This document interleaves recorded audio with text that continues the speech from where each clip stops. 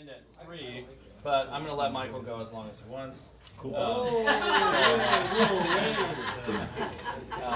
we're not, if you have to run somewhere, if you have to go downstairs and get your kids or at the camp, then that's fine. But I'm just going to introduce Michael. He is a music engraver and hymnal editor who's been serving the Reformed and the Mennonite communities from southeastern PA, that's Pennsylvania, the only state that goes by its abbreviation. Notice that. Since 1994. His calling is to make music more available to more people. His editorial output includes many things, most recently the Context Christi 2020, that giant gray hymnal there. But please welcome Michael Owens.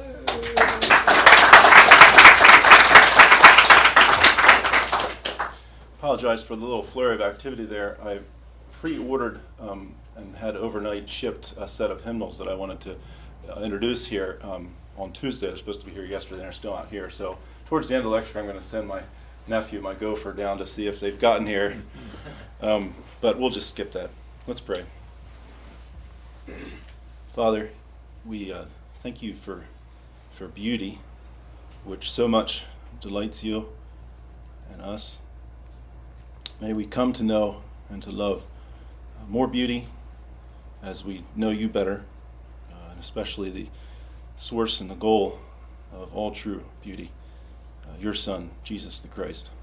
Amen. Right. Amen. So I subscribe to the tell and show form of presentation, so I'm going to tell you the big idea and then hopefully show it to you. The big idea is that hymn tunes deserve more respect. Hymn tunes are worth more respectful treatment. I don't know that I'll ever meet anyone who cares about this as much as I do, but since he let me talk, here goes. It seems to me that for many years, for centuries as far as I can tell, most everyone treats hymn tunes as if they're neutral, as if they're almost interchangeable. Take it or leave it, pick whatever one you want. As though the only value, certainly the main value, sometimes the only value, is in the words they carry. Or to put it another way, people treat hymn tunes like dirt, as though you can plant any text in it and it should do fairly well. I'm talking about the majority of people who use them. Obviously, there are people who treat them with passion and with studiousness. Hymnologists take hymn tunes seriously. But there's ologists of anything and everything, any subject you could think of. There are a few people who are passionate and serious about it, but it's remarkable to me how few people take hymn tunes seriously at all. And not just in the general hymn-singing population, and not just in the Christian community, not just in the Christian hymn-singing community. I see it actually most of all among church musicians who I would think, I certainly know, they have more knowledge, enough knowledge to be more discerning in the attitude towards hymn tunes. In fact, even hymnal editors whose job is to be more discerning and appreciative, nearly everyone treats, as I see it, hymn tunes like dirt. And this is, of course, especially true in the last century in the Western world, where music has become a commodity, like all art has become commercialized, meaning not just that it's expected to have a monetary value, but that it's expected to be consumed. Use it up, throw it away. And hymns and hymn tunes are a very tiny subgenre of art. Hymns are a particular kind of poetry, very narrow definition. Of all the poems ever written, almost none of them would work as a congregational hymn. And it's the same with music. What it takes to be a good hymn tune eliminates almost all the music ever written. Right, so it's a very narrow genre. But I think that restriction, that very narrowness, is part of the glory of the hymn tune. Because think about it. Well, you have to have a poem for people who don't know anything about poems, for people who don't care anything about poems and don't need to. That poem needs to communicate to the people singing it. But at the same time, it needs to communicate what those people themselves think and feel. Which is to say, it's folk art. Hymns are folk music. It was written for the common people, not just to enjoy listening to or enjoy reading, but to express what we ourselves think and feel, and in a way that's not yet become cliched or hackneyed. Incredibly hard to do. It also needs to be in a very strict format, where every stanza is exactly the same pattern of syllables. If the hymn uses any poetic devices, of which there's dozens and dozens available to encode meaning, anaphora, chiasm, litany, many other poetic meaning encoders, they have to be very obvious if any untrained singers are going to notice them, if it's going to make a difference. Certain other devices, like rhyme, it has to use relentlessly. Can you imagine a poem that could successfully do all that? And then on top of that, become memorable. It's quite an achievement. And the hymn tunes even more so, because they have more restrictions. Because while most people can read words, most people can't read music, which sets the bar even higher, because music written for untrained singers needs to be really simple. It needs to make a complete, creative, and memorable statement in less than 45 seconds. Furthermore, almost all of the effectiveness of a hymn tune depends on just the tune, just the melody. The harmony adds very little to the success of a hymn tune. A disunified or a boring tune can't be saved by harmony. Believe me, I've tried. A hymn tune composer also can't depend on instruments, on tempo, on dynamics, on performance quality, on anything else to make his effect. It has to be an effective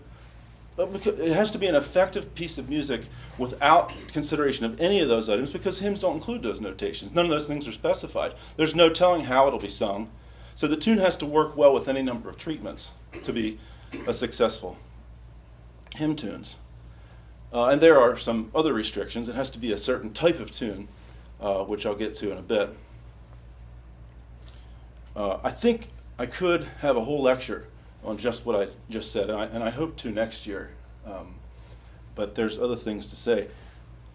It seems to me that these, I'll call it like I said, these unique masterpieces, these gems, these hymn tunes that manage to do all this and become memorable are treated like dirt. Now, what do I mean by that? It seems to me that editors, church musicians, pastors, nearly all that I've ever heard of, are far more particular about the texts than they are about the music. Not that folks always ignore the music, though they often do ignore the music. Even when they pay attention to it, they treat it and talk about it as if it's far less valuable than the words. This is what I'm seeing. And I think dirt is a fair analogy. Farmers who deal and live with the dirt know that there are different kinds of soil that suit different kinds of plants. But ultimately, it's the plant, not the dirt, that we care about, right?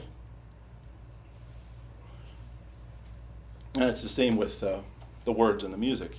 Now, someone will say, but Michael, the tunes really aren't that important. In fact, one of my good friends, who I respect and love very much, says it well. He says, the music is not as important as the words. The words communicate meaning, the music doesn't. It's the truth that we care about. End quote. Is that really what we want to say? That the music is not as important as the words.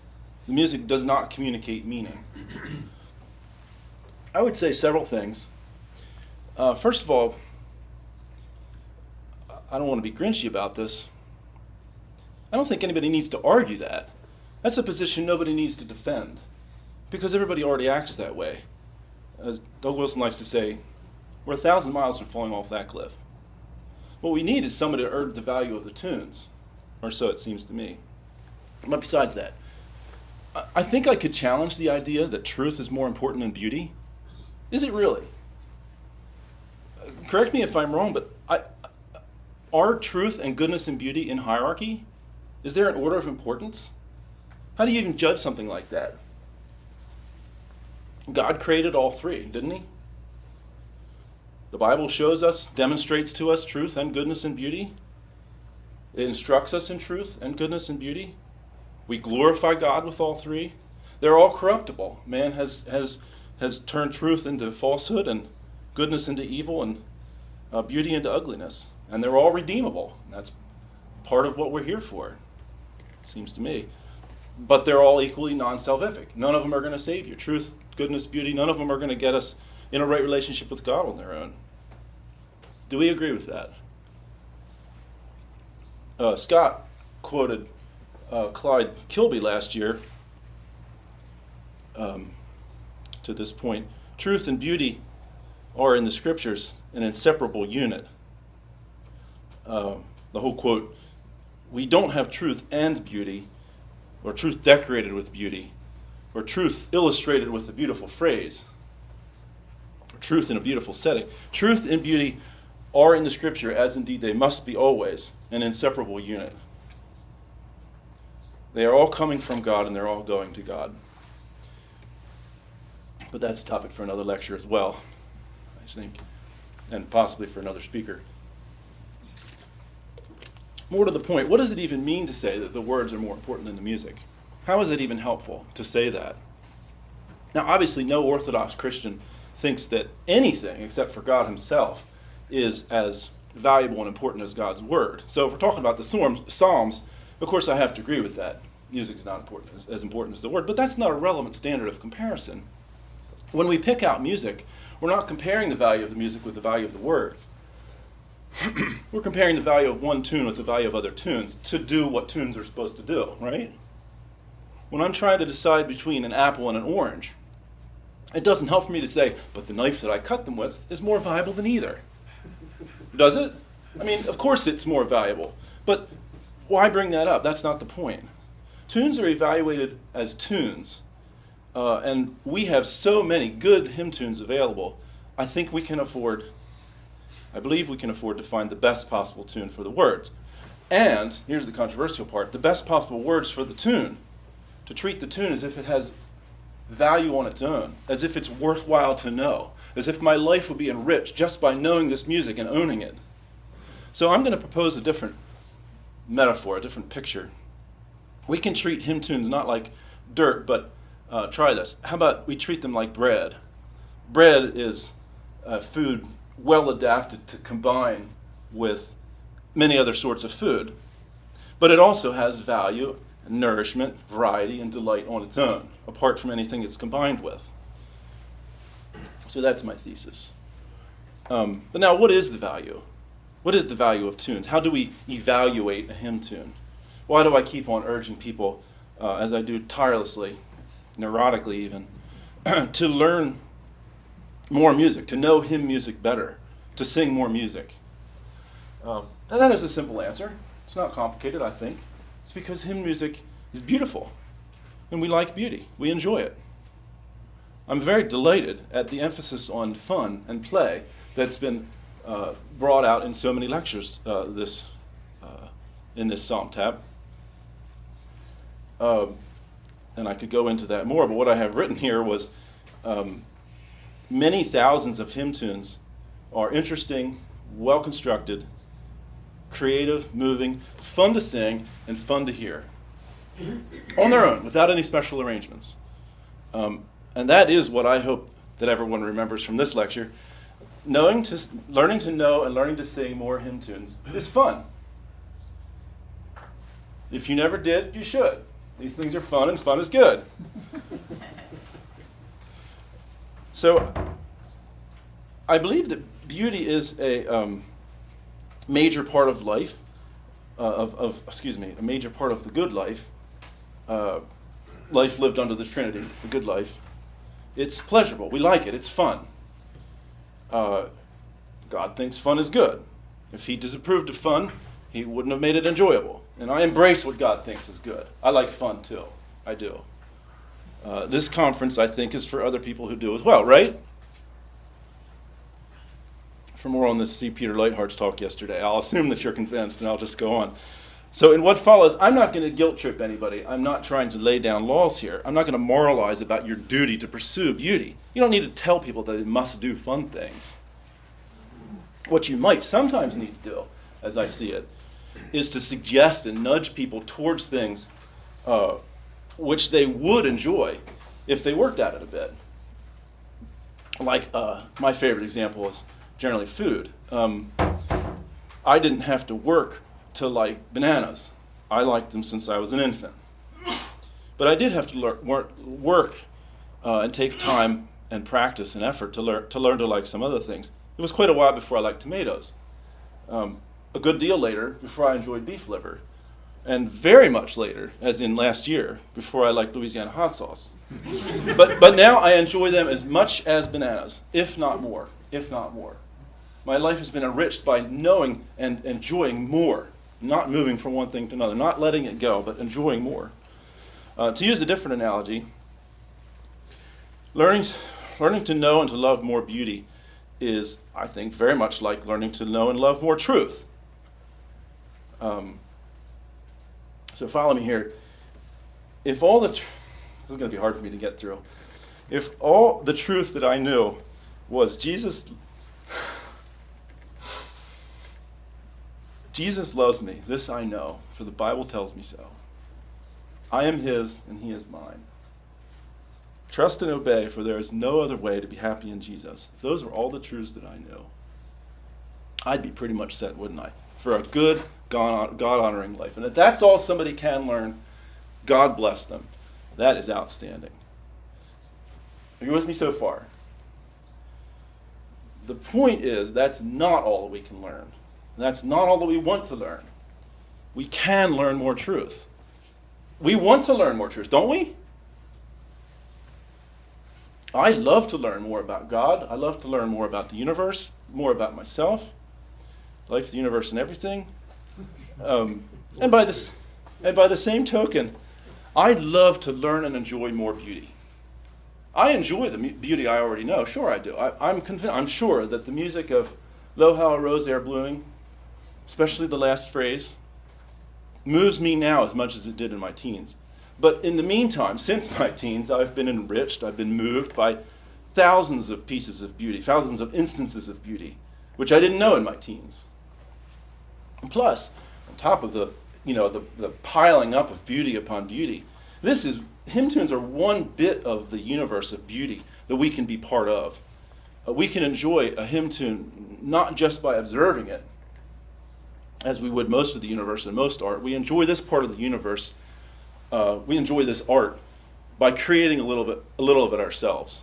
When we sing something, we are creating something that wouldn't have been there if we hadn't. We're sub-creators, right? So that's a little bit of persuasion for learning more hymn tunes. I'll come back to that at the end if I have time. But what does that mean practically? Am I saying just start at the front of the hymnal and learn every one until you get to the end? And again, if it's the cantus, I would say generally yes. And that's what I aim for when I make a hymnal. But with most hymnals, I would say no. I would say not all published hymn tunes are equally valuable. I'm not egalitarian. So how do you choose? What makes one tune good and another tune not good? What do we look for in a hymn tune? Why should you prefer one tune over any other tune? And that's, of course, one of those questions that should be answered with lots and lots of examples, paying close attention to details, which I would love to do, but for time. I actually did some of that in Minnesota last year at Christ Church, Twin Cities, if you want to check out YouTube for that. Reforming the Church's Song, they called it. We don't have time for that. But there are a few things I think we can say in general about hymn tunes. We want to ask, how lovely is it on its own? And how well does it match the words? How lovely is the tune? And does it fit the words? So first of all, how beautiful, how interesting, how creative, how fun is this tune on its own? Would I be enriched by knowing this tune on its own?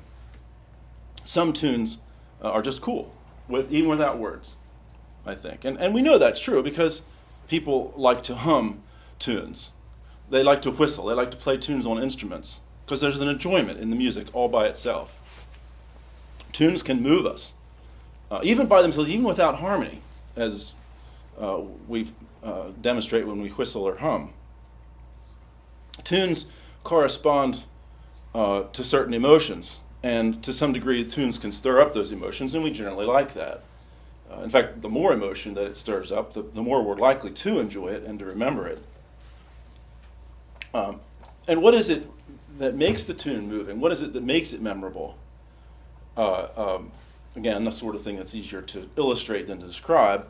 I would love to see a workshop on that next time, taking apart the hymn tunes and seeing, okay, what makes this work? What makes it produce the emotion that it does? Why is this different from other tunes? But I'm sure we could guess, just in general, a few things to look for. Most of us can sense them even without looking, even without thinking about it. We can sense if a tune is too predictable, it might be easy, but it won't be as moving.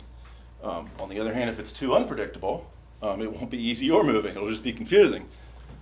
If it takes a lot of repetition just to remember the tune, it's not going to be a successful hymn tune. Part of that is a quality that we might call unity, where every note, every phrase sounds like it ought to be there. Nothing sounds arbitrary. A very important aspect of music, very hard to define, at least it has been for me, and very hard to achieve. Does it all hang together? Another part of a successful hymn tune, or any successful work of art, is variety or contrast, where in a hymn tune, for instance, even when phrases are repeated, they may be varied a little. Like for the First Noel, we know the tune, the First Noel. I don't know if you ever noticed.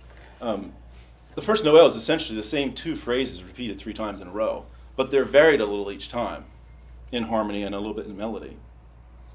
So that's the contrast that we're looking for.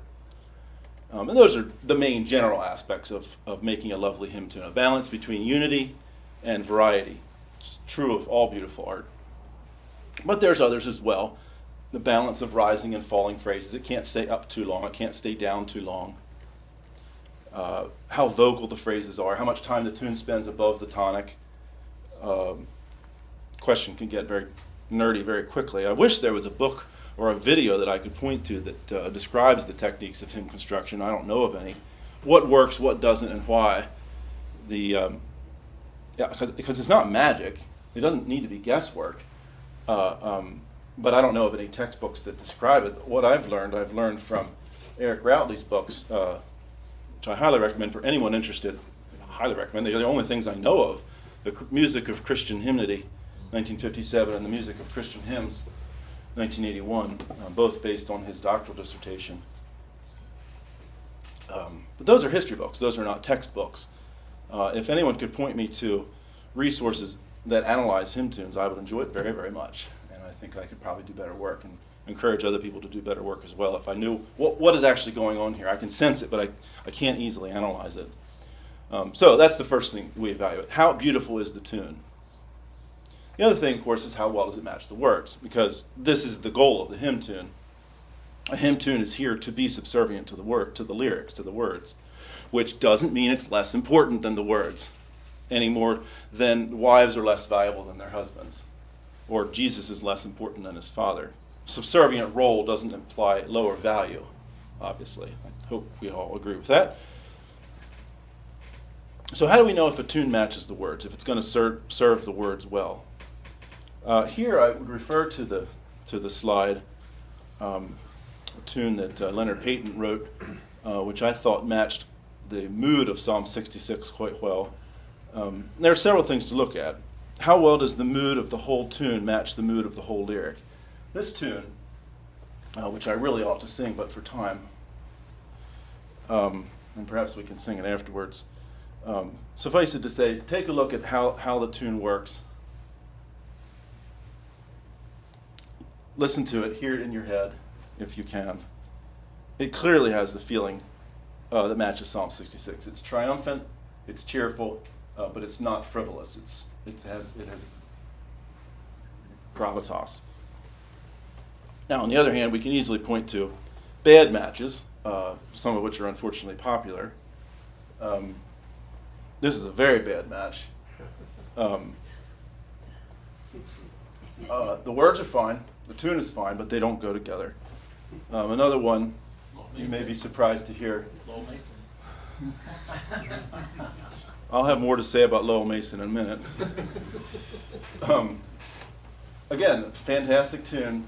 Obviously, I have no objection with the words, but they don't go together. My call. And the worst of all is this happy clappy tune. I'm never going to win on that one, but I just needed to point out they don't match. They don't match. It's like, imagine the Mona Lisa riding a bicycle. The Mona Lisa's fine, the bicycle's fine, but they don't go together. This sort of thing is painfully common in the metrical psalters. You're likely to find more bad matches than good ones, frankly. But another thing, going back to Psalm 66, another thing that we look for, besides the mood of the whole tune, is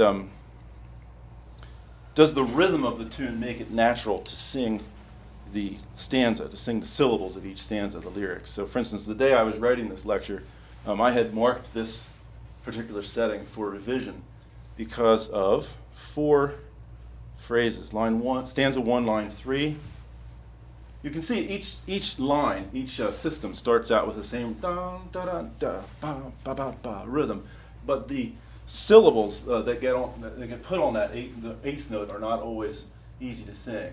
Great. So great is your, or stanza 4, I pointed out line 1. I'll come to. I mean, you can do it, but it's going to slow you down. It's awkward. It's uncomfortable. And there's a couple others like that. So I would want to revise the lyrics to fit the tune, to fit this tune. So for picking a text-tune match, those 2 things are essential. You've got to have the right mood. You've got to have comfortable fitting syllables. And frankly, that's all there is to it.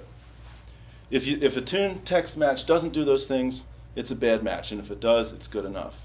And your job is over. But sometimes lightning strikes and even more elements line up between the words and the music. You know you have a good pairing when some of the, I hope I put this in here. Yep, there it is. When some of the musical phrases actually match the meaning of the words. Like here you sing the rising slur at the end of the 2nd and 4th phrase. Call. You sing a rising sound on a rising word. Call, cry, voice in almost every stanza. The rising line illustrates the meaning of the words as we're singing them. Singing the word cry in a crying manner. Another one, I don't think I put this in here, unfortunately. No, I didn't. Is, do you know the song, Come, come, ye saints, no toil nor labor fear? The way that tune ends, we should know it. It's an amazing song. The last phrase is la la la la la la, which settles gently to a conclusion. And so do the words. The last words are all is well, all is well. I would sing that to put the baby to sleep. The words and the music at the same time are settling to a gentle resolution. And there's a lot of others like that. But every time it happens, it's really special because even when first of all, every stanza has important words at different spots. It's all right, I'm distracting people with all this stuff up here. Is there a way to turn this off when I'm not actually referring to it or not? There isn't. Okay, well just ignore that. Ignore the man behind the curtain if you would. Even when the words were written with the tune in mind or vice versa, good matches like that are pretty much serendipitous and they're really special when they come up. Furthermore, in general, for untrained singers like me, we like mostly steps and repeated notes in our tunes. We don't like to go really high. We don't like to go really low. Some of us will refuse to sing if the tune stays too high for too long. We're uncomfortable with tunes that are long and complicated, right? I mean, that's what we find in our congregations, and I'm no exception. I think those are pretty reliable guidelines, but there's exceptions to all that. One of the most well-loved tunes ever written. Then there's America the Beautiful is one for sure. I was thinking of Parry's Jerusalem, which I have in here set to Psalm 145, which has a huge wide range, a 12th, I think. Mostly skips, some big ones at that. It's very long. It changes keys in the middle. It builds to a huge climax at the end. It's like a miniature anthem. The description of this tune as a hymn tune is not very promising, but as the entire nation of England proves, this is the sort of tune that people love to sing.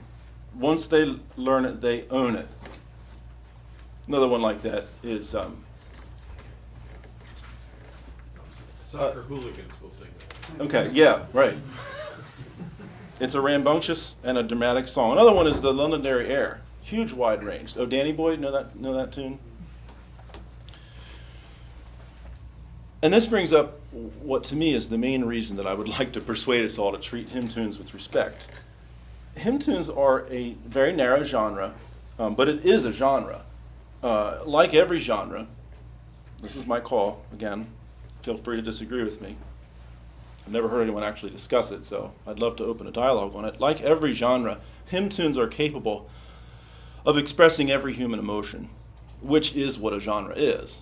A genre, a specific limited set of tools and techniques which an artist explores in order to express every possible emotion. Now, of course, different genres color those emotions in their own way. Serenity in a New Age piece is going to sound different than Serenity in jazz. It's going to sound different than Serenity in Baroque, although there's obviously some things that'll be the same, but in large part they're going to color it by their specific set of tools. But that's another topic. Put it another way, each hymn tune is different. Even within the very narrow bounds of the hymn tune, they don't all say the same thing. They don't all mean the same thing. They all have a different tint. They all have a different flavor. They all have a different emotion. Slightly different. Even, in some cases, slightly different. I was going to say, even two tunes that have a very similar feel, like if you were to check out the Cantus 2020 on Psalm 7, you have two tunes that actually resemble each other fairly closely. The one's longer than the other and a little more complicated. But they have a similar feel. But I thought that they're different enough that they both that they each cast a unique light on the text that they're illuminating. Now, of course, I need to acknowledge if a tune is not original or interesting or creative, we don't need to treat it with respect. Like I said, I'm not a egalitarian. I probably reject 9 out of every hymn tunes that I find, usually because they don't say anything that a bunch of other tunes don't say even better. In other words, they're boring. And I will also reject a lot of hymn tunes because they're too simple. The gospel song tunes are especially bad in this regard, and this, I think, is the great negative contribution of Lowell Mason, quite frankly, the man that I love to hate. He did a lot of good work, but quite frankly, the tunes that were mentioned in the last lecture were his only good tunes. Hamburg, Ripley, and Antioch. Everything else he did is incredibly forgettable. And he had reasons for doing it. I'm not casting aspersion on him as a person or in his context, but boy, as the poster boy for the boring hymn tune, you can't get better than Lowell Mason. And that's without even making them into gospel songs. The gospel songs are more like nursery rhymes. The gospel songs in words, and particularly in music, have so little information content. Almost nothing's going on there. They really are like empty vessels to carry words around in. But there's many hymn tunes that are just as predictable. So yeah, I do reject a lot of hymn tunes because they're too simple. I don't reject very many because they're too predictable or too complicated, because there aren't many like that. Also because I am still learning what is too difficult for untrained singers. I am constantly surprised what my untrained musical friends can learn and love that I would have thought was way beyond them. More on that in a bit. So how do we respect a hymn tune? Those are a few reasons I think we should treat hymn tunes with respect. But what does that look like? How do you respect or disrespect a hymn tune? How do I respect its individual value? The biggest thing that we can all do is just to learn them, to sing them, get to know them, enjoy them, own them. This is beauty, after all. Come enjoy it all. I think most people don't know the songs, most of the songs in their hymnal. Am I right about that? Most people don't. I think most churchgoers are used to looking at most of the songs in any hymnal as flyover territory, as a desert, sort of, to trudge through the desert to find a few oases of familiar songs. I know that's how I looked at it up until my 20s and 30s. But hymnal editors don't use filler. Nobody sets out to write a boring song. Nobody includes something in a book that they think is substandard. Now, they might be wrong. Quite a few times I think they are wrong. But I want to give every instance in the hymnal I run across a fair chance. And so that is something that we can all do, particularly those of us who can read music. Explore your hymnal. You will be rewarded by breaking out of the safe, comfortable corner of the familiar. The feast is spread out before you. Come enjoy the whole banquet. It's all here. The other ways I think that we can respect hymn tunes are aimed at people who match words to music, which is to say editors. The first thing is use interesting tunes. For half an hour before bed every night, I look through my hymnals for one tune at a time. I have about 350 hymnals. I have a long way to go. Nearly every hymnal that I go through, a large minority and sometimes a majority of the tunes, are just boring. I bring the Psalter 1887 up as an extreme example. This book, I kid you not, has one single interesting tune. One reason I think that hymn singers... What's that? By low, yeah, it's very much in his stream. Yeah, William Bradbury and Kelly, Hastings. Yeah, that was his... Actually, that's a good point. I didn't even think about this. This is strongly influenced by Lowell Mason. 1887. Yeah, one reason that most hymn singers don't treat hymn tunes as if they have value and individuality on their own is that many of the tunes they're using don't have value or individuality on their own. More on that later. Another way to respect hymn tunes is to don't make interesting tunes boring. For instance, I think probably everyone in the CREC knows this. Oh, 'twas a joyful sound to hear our tribes devoutly say. Do we know that? Let's sing it. Just the melody.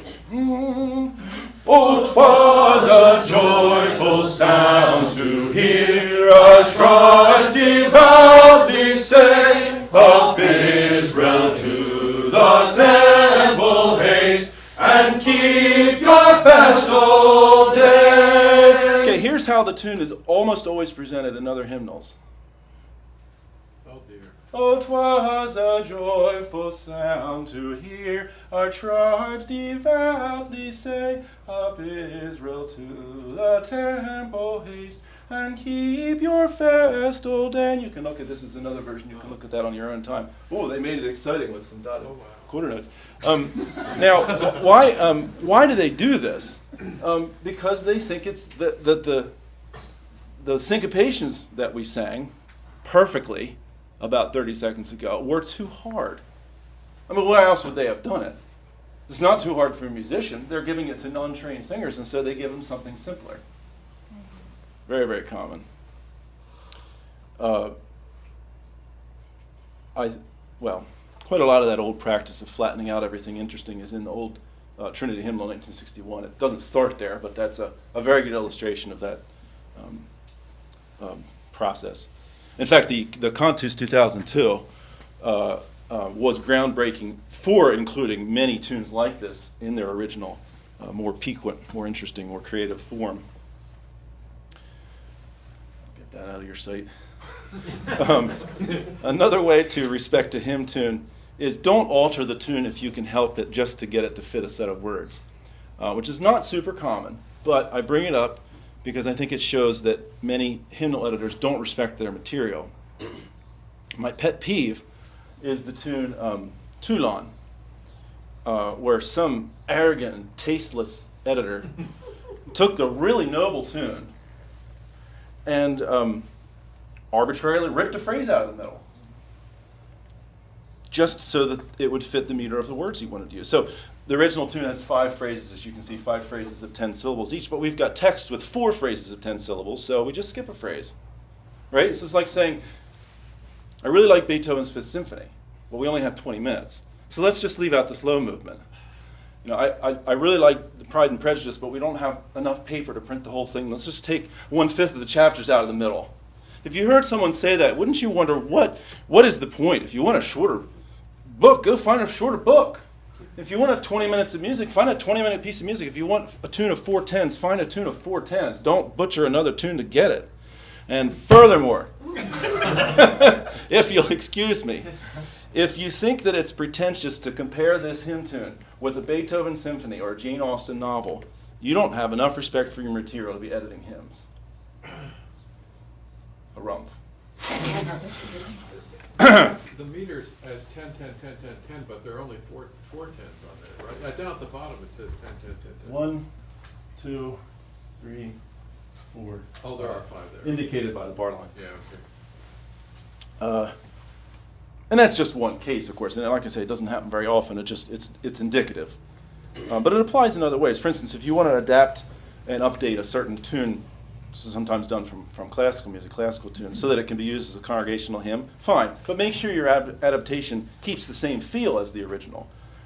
We have some good examples of this. I think this relatively well keeps the feel of The Heavens Are Telling. And likewise, the tune that we know is Ode to Joy, Joyful, Joyful, We Adore Thee. Obviously, timing was changed, syncopations were removed, but I think it still has the feel of that little snippet of Beethoven's 10th. Most hymn tunes based on classical music fail to do this. I didn't bring any examples of that. Another way to respect hymn tunes, and I'll end with this, is to use proper tunes as much as possible. Now, what's a proper tune? Wherever each psalm, each hymn has its proper tune, right? The slogan for that is one tune per text, one text per tune. The old term for that, going back centuries, is proper tunes, as opposed to common tunes, which can be used for whatever. Now, obviously, you can't insist on that at all times, in all places. Only one tune per text, one text per tune. That's not the point. It's a slogan. It's a default preference. The truth is, it doesn't matter if tunes are used for different words in different churches, in different regions, in different whatever. And even in one context, there is some overlap that's unavoidable. Some tunes, I think there's some tunes that are strong enough to carry as many as 2 sets of words, if necessary. I'm not being unreasonable. What I'm arguing for is, like I said, a default preference. What I think does matter is when we have a unique lyric, we use a unique tune wherever possible. Otherwise, the tune is being treated like dirt. And why? Why is that? Why should we prefer new music for new words? Why learn more tunes if the tunes we already know will fit? And the main reason I already talked about. It's beautiful. And we like beauty. And the more beautiful, we enjoy beautiful music more when we know it well, right? In fact, that's one of the characteristics of beautiful music. The more you hear it, the better you know it, the better you like it. In fact, if that's not the case, if you don't like it better, the more you know it, I would say, forget it. It's not a beautiful tune. To my way of thinking, that is enough reason, the value of beauty on its own. But there are other reasons to learn new music. For new words, I have 3 pages of reasons, which I'll read until I run out of time. For one thing, we have a lot of great tunes available. Sticking with the music we already know is like playing in a puddle, as I see it, while the whole ocean is just around the corner. And if that's not important to you, I would say, why learn more than one tune per meter in that case? Or the logical extreme was to have all the lyrics in the same meter and have just a few tunes, a handful of tunes. The Covenanter churches, I think, from the 1650s to the 1730s, had 12 tunes that they sang in the entire nation of Scotland. Well, in the churches, excuse me, not in the nation. The Highlands had 5 that were printed. That is the logical extreme of this attitude. Another reason that I often put forward for learning new tunes is that we're more likely to remember the words if we know them to their own tune. I'd love to know some research on this, but I can't find any. I think that human beings have a limited capacity to connect words with music. If I sing more than 5 or 10 stanzas to a certain tune, that will weaken or break the other connections, the other associations.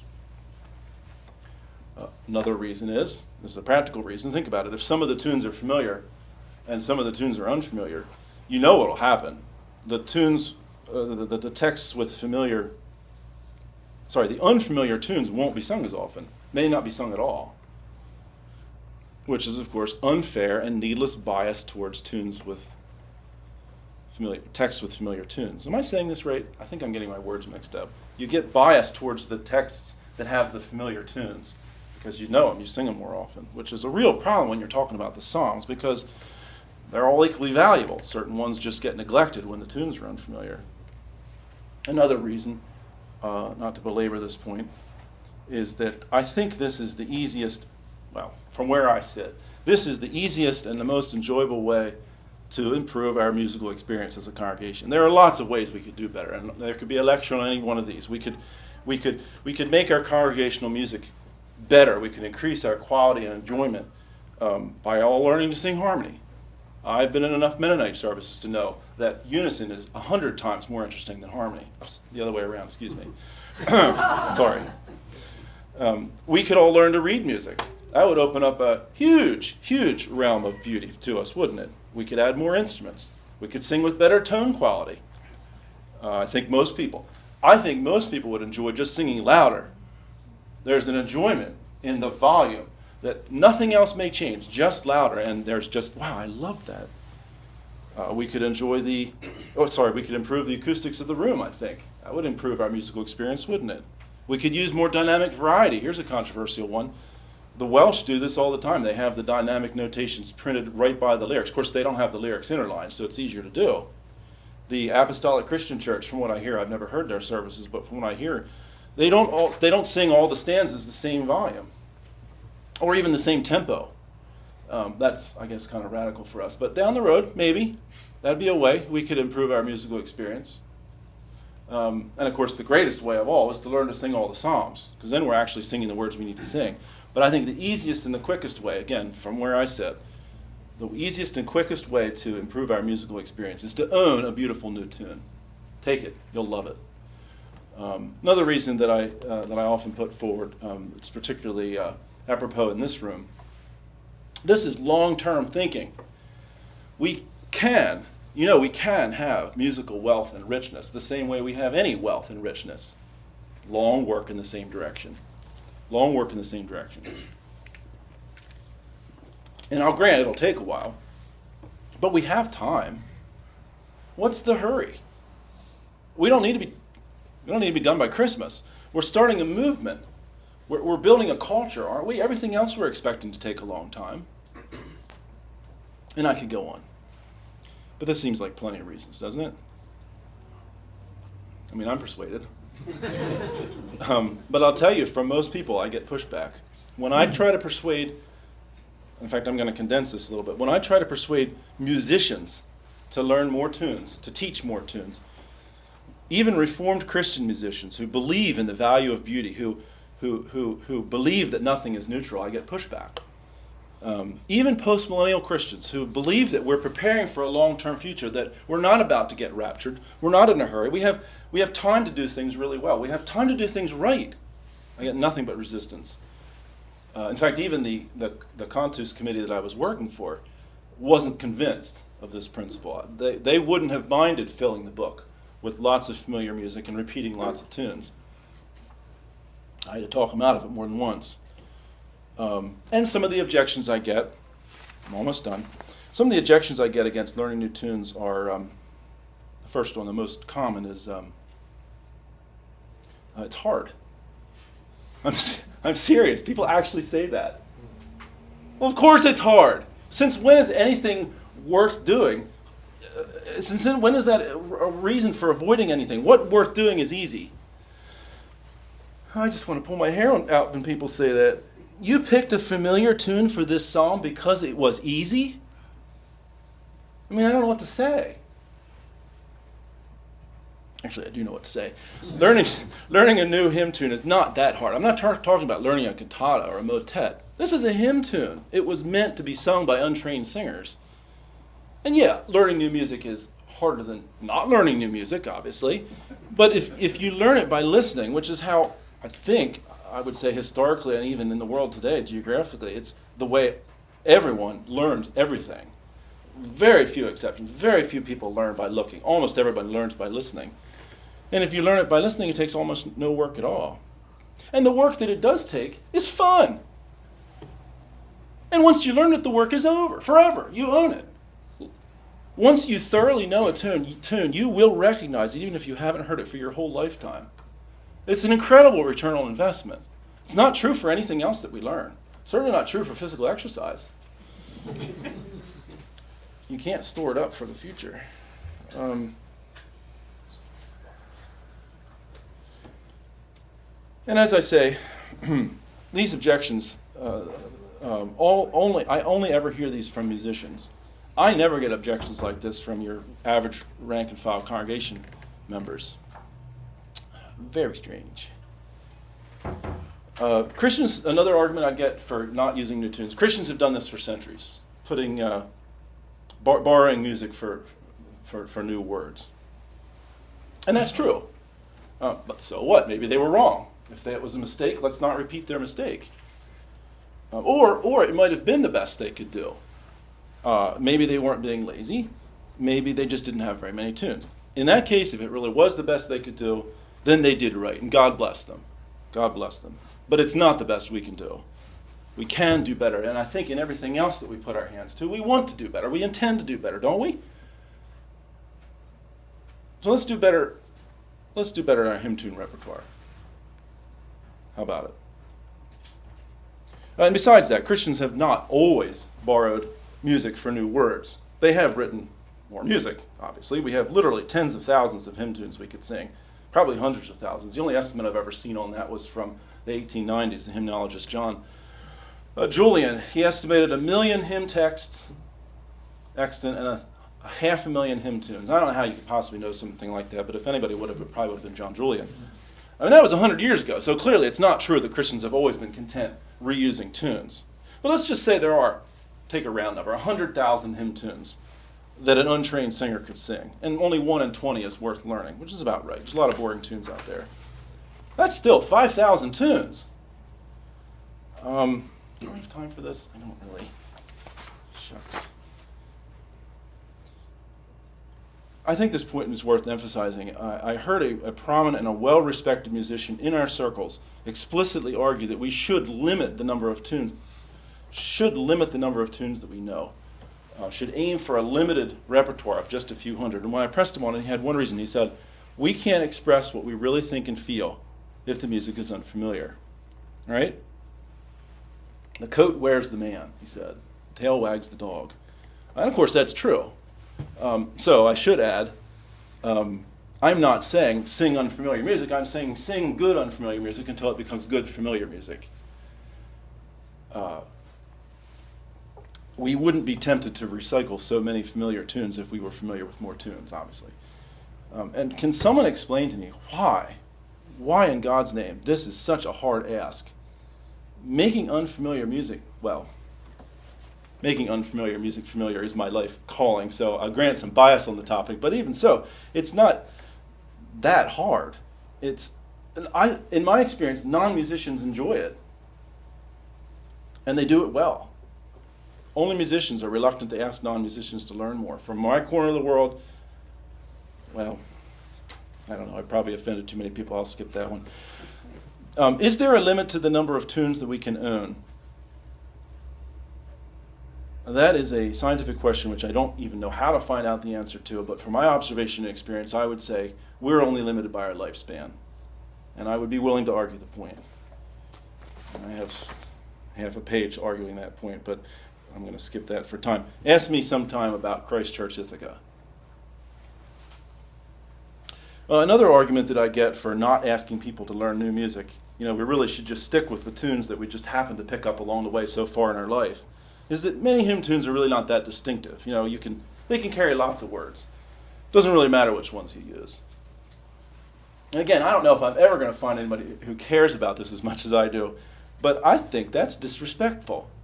I mean, if you'll forgive the analogy, wouldn't that be like me telling my son, most women are not that distinctive. You can marry any one of them. One's as good as another. My goodness, if that's your attitude, I hope you don't get married.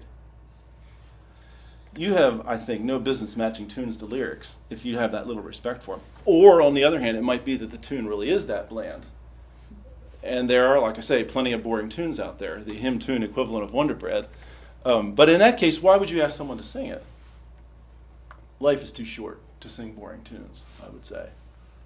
Or it might be, in the last case, that, well, actually, it's not the last case. It might be that it really is a good, solid tune. It's very distinctive, like Park Street, or Dundee, or St. Thomas, Truro, Lancashire, Aurelia. There's quite a few like that. But it's been forced to carry too many lyrics over the years. The impact of that tune has been blunted. They've been spread too thin. A good friend was giving illustrations on this, and it so happened that the illustrations he used were tunes. He mentioned Hiverdal, Forest Green, and Kingsfold, which I think are some of the most distinctive hymn tunes in the repertoire. My heart goes out to tunes like that that get that kind of abuse. I want to rescue them. I want to take them to a safe house. I do, really. Or it might be that the tune is boring and abused, both. Like the tune Downs, used 5 times in the Old Trinity hymnal, not worth singing even once. I could add Franconia, St. Crispin, and 1,000 other illustrations. Don't even use them. But anyway, aside from all that, aside from all the back and forth debate, I would emphasize again, it can be done. It has been done. I got 3 more paragraphs here. 3 more. Looking at cultures who've done it, looking at the groups who didn't say we're doing the best we can. Look at their rich musical heritage. Look at the Anabaptists, the Moravians, the Mormons, the American Singing School movement, not to mention the whole nation of Wales. They have the musical richness that we want because they made the best they can better. Now, of course, I'm only giving one side of the argument. I know there are arguments for using familiar tunes. I'm not going to make those arguments because I'm not trying to give a balanced view of this subject. This debate has been going on for centuries between common tunes and proper tunes, and the common tune side usually wins, which is why most hymn tunes have names. We expect to use them for more than one lyric. But by and large, this argument is between beauty and utility, between richness and convenience. And on that debate, I've taken a side. I am not going to argue for convenience. I'm not going to argue for utility. Nobody needs to. Inertia will take care of that. People will keep on singing familiar tunes for unfamiliar words, even if no one defends it. What we need, as I see it, is someone to champion the unjustly neglected beauty in our hymn tune heritage. And for that, count me in. Count me in. Thank you.